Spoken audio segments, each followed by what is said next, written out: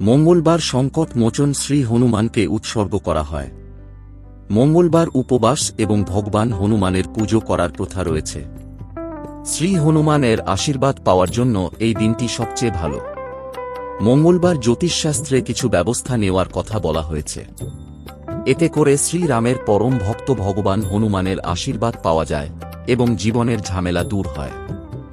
আসুন জেনে নেওয়া যাক সেই সমাধানগুলো কি কি।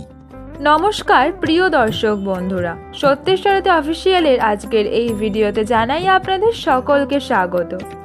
মঙ্গলবার এই প্রতিকারগুলি করুন। আপনি যদি আপনার কাজে বাধার সম্মুখীন হন তবে মঙ্গলবার শ্রী হনুমানের ডান কাঁধে সিঁদুরের তিলক লাগান। এটা বিশ্বাস করা হয় যে এটি করলে ব্যক্তি শীঘ্রই কর্মে সফলতা পান। আপনি যদি জীবনের ঝামেলায় অস্থির হয়ে থাকেন তবে কাঁঠালের তেলে সিঁদুর মিশিয়ে মঙ্গলবার শ্রী হনুমানকে নিবেদন করুন। কথিত আছে যে এই প্রতিকার করলে সাধক দুঃখ থেকে মুক্তি পায়। আপনি যদি দীর্ঘদিন ধরে ঋণের সমস্যায় ভুগছেন তবে মঙ্গলবার পুজোর সময় শ্রী হনুমানকে গোলাপ ফুল দিয়ে সাজান। এই প্রতিকার টানা 7টি মঙ্গলবার করুন।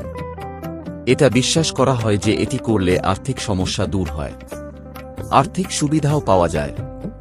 মঙ্গলবার একটি মাটির পাত্রে মধু রেখে ঢেকে মন্দিরে শ্রী হনুমানের কাছে নিয়ে যান। এটা বিশ্বাস করা হয় যে এটি করলে ঘরে সুখ ও সমৃদ্ধি আসে।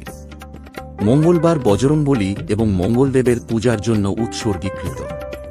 এমনটা বিশ্বাস করা হয় যে ভগবান হনুমানের উপাসনা এবং মঙ্গলবার উপবাস করলে অশুভ কাজগুলিও শুভ কাজে পরিণত হয় এবং ব্যক্তি সাফল্য লাভ করেন।